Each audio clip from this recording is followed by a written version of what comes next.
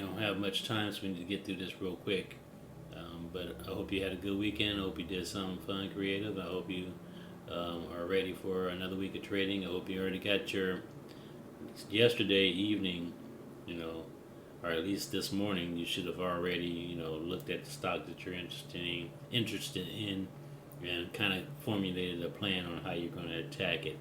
Um, and then hopefully, if we're on the same page, we'll talk about it, and or maybe you might want to look at one of the ones that I've mentioned. Okay, but overall stock market is currently selling. All right, although most of it is, and let's take a look at it, and we'll um, try to do this real quick. All right, so let's go get into it. All right, so first up we got Bitcoin, and we know Bitcoin has been in this channel, and currently with this fat doji that it put in over the weekend, we want to see how we open up. We may have a little bit of pullback and then a sell off, but I think we're heading for 86,000, and we have this window to reconcile on Bitcoin. All right, and we got Bitcoin again is still in that channel, and a nice sell bar there. Then we have oil. Right, oil continues to sell off. Was trying to push up and get into our moving averages, but our moving averages rejected it, and now it's forcing it back down. So we may be coming into $67 or so on oil. Then we had our E-mini S&P, and it ran into this wall, couldn't get through it, put in a nice sell bar, and so it got a fat doji. Well, so we probably maybe get a little push up on that, and then a sell off into the morning. So I think. Seeing a lot of weakness in our majors. Ethereum, same thing. Got this nice pointer down here. This is probably where we're heading to reconcile this pointer. All right, on Ethereum. Next up is Ethereum USD, and the same thing. We got gold, and gold is running into this wall up here, trying to get through. So we need to see what happens. It's just one of them dang mosquitoes just buzzing around, hitting off the stupid wall, and won't just go away. Use the door and get out. Alright, anyway, next up is natural gas, and natural gas hit this wall up here and sold off, and I was trying to look for some support at around $3.93 or so. If we don't hold it here, then we're going to probably come down into here, so we're at around 350, and if that doesn't hold, look out below, back down to 315. But I think maybe we'll get some support in this area here at 393, $4 or so, and then and this is a range, not an exact line, right? So this area, okay, and then maybe a retest of that 447 on natural gas. Then we got the Nasdaq, and the Nasdaq showing some weakness, put in a nice big sell bar, and it was been, running into some issues anyway. Doji, hammer, and then the sell. And so here's a fat doji here. We open up, push up, and sell off, and head down into here. All right, moving averages are rolling over, so we got our trade winds coming up to support, but we know we got this area right here we're looking to catch as a support, with these trade winds coming up to help and support with additional support. Alright, but NASDAQ is currently showing some weakness in this market, although it's still in the up market, showing some weakness. Next up is silver, still in the up market. Was trying to get through this area here, ran into some rejection, and now it's back down here with the doji below this $33 area. So we get a retest of this 33. If we can't get above it and close, and look out, we're going to come back down in here, gather the troops to go up and try it again. But currently silver is still bullish, but ran into some trouble in this area, $33 area. Next up is the Dow, and the Dow put in a nice big sell bar. Had been chopping around, threatening to sell off, and then finally it sold off. All right, so we got this fat bar here, and we know we're gonna pre-market. We're probably gonna open up in here somewhere, so we might get a little bit of push up and then sell off, right, to continue this move down. So I think the Dow is heading for 41,000, and it's just taking its sweet time to get there. And it may get down into this area where caught some support at the 150, so we might catch some support here at the 150. We don't know. We'll see what happens, but time will tell on the Dow. Then we got the Russell, right? And the Russell sell bar. Look at that bar on this one here. That was painful. Had to be painful because you were like, oh yeah, and then it started chopping around and went, dude. So anyway, Russell's showing some weakness also. Trade wins, broke through his trade wins, and maybe tried to find some support here around 2,000, but we'll have to see what happens with the Russell. If we open up and head lower, and look out below on the Russell. All right. Tesla. And Tesla, I think they continue to ring the register on Tesla. Looks like we're still in sell mode. From reaching our high of 488.54. Looks like we're still in the sell mode. Looks like we're going to come down and back into here, maybe reconcile this window that it left open at around 255 or so. There's actually a couple windows. There's another window down here, so we'll see which ones they want to reconcile, but we know we have to clarify those before moving on. So we need to go back and shut those doors, right? Or go back and close the garage door and shut the window that we left open, so we can comfortably go on our trip to the moon. All right. So, but currently pre-market Tesla looks like it's trying to pump up, hitting about 344.41. So, look at that pre-market. That's pre-market though. So be careful. All right.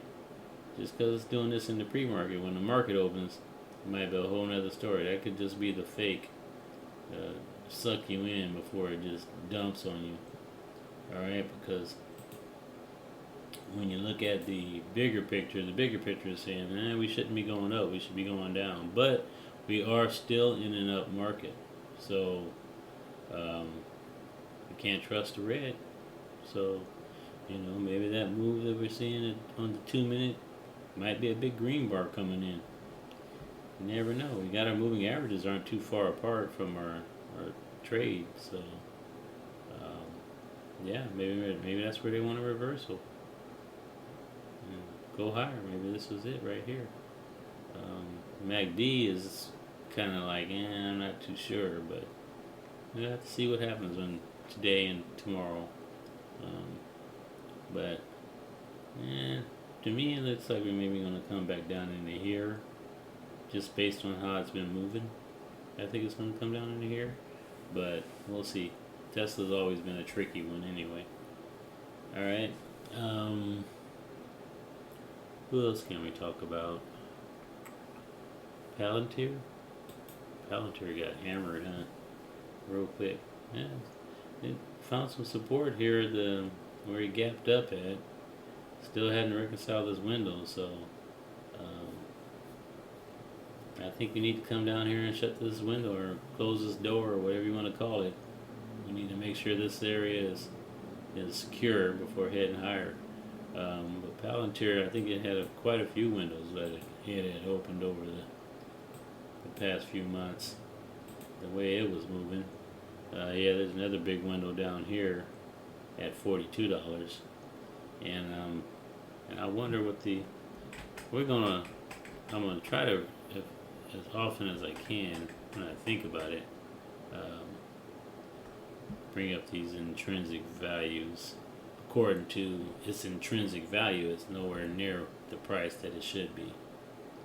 So we'll see if that changes over time.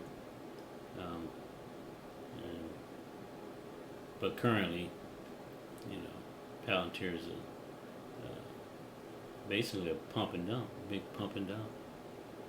All right, but a lot of these are that. That's why I like the Chipotles and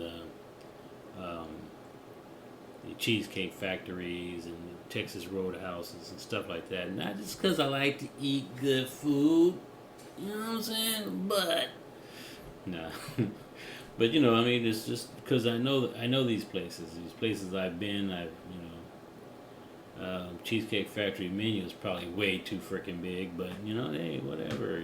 They got a lot on the menu, and but I think that it's a company that I know that I frequented. So and I believe in like Amazon. I believe in Amazon because I know my daughter orders tons of stuff on Amazon. So um, just stuff like that. Apple products and but you still got to remember how the stock market's moving, right? And long term, you know, these products are probably these things will probably be around for a long time, I should say.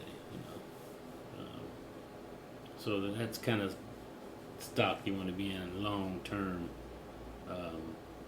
while your money's just sitting there in the stock market growing. If you can get a dividend stock, that's even better. Kind of be aware of the stock market trends and where it's headed. Um, hope I'm not rambling on, making this too long, but I think there's some things we need to make sure we pay attention to. Currently, right now, keep an eye on this is going to open up down around in here somewhere, so it's probably going to continue lower on Palantir. So what should you be doing? Should you be holding on to all your stock you bought down in here? Should you be selling it? Should you be buying puts in against your position and holding on to your position, or do you just uh, take some off the table and buy a put to get some on the way down? Because you can't go short because now you have those shares in your account. So if you try to go short, they're just gonna sell the shares you have in the account. And if that's what you want to do, then that's what you should do. If you want to try to keep those shares that you own, but still make money on the way down, now you got to buy. You have to do an option, which is buy a put or something like that to hedge your position. All right, so these are some things you need to learn, and I hope you may already know. If you don't know, I hope I kind of cleared a little bit of that up, but you still need to know how to do an option. And so there's probably other people out there more qualified with how to put on the option trade. I know some basic stuff, and that's what I do. I might buy a call or I might buy a put, but I'm not trying to write any tickets. You know what I mean? Which meaning I'm not trying to sell any calls or sell any puts. You know what I'm saying? I leave that to the really smart people. Okay, so yeah, that's all I got for this morning for a quick rundown. I think I hit the probably the ones that are foremost on people's minds. There is yeah,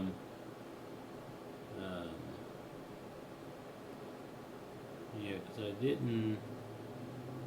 I mean, if you want to take a look at AMZ and let's see, we're at 217. Yeah, it's got a nice big sell bar going in too. I don't see any windows that it needs to reconcile. Maybe this one here at around 194 or so. But yeah, Amazon definitely is looking like it wants to at least come back down in this $200 area. I mean, we could probably check to see what the intrinsic value of Amazon is. You know what I mean? So, not necessarily that's where it's going, but it is selling off like the rest of the market. Okay, so be careful out there. Like, subscribe, hit the notification bell, and yeah, it's still in an uptrending market, but it's showing some weakness. So um, look for some support down in here when these moving averages, when the trade winds catch up to the stock price. Look for some support and reevaluate and decide if we're going to go higher or if we're going to go lower. Okay? All right, that's all I got this morning. Like, subscribe, hit the notification bell, and get ready for the next one because be careful out there. These markets are crazy.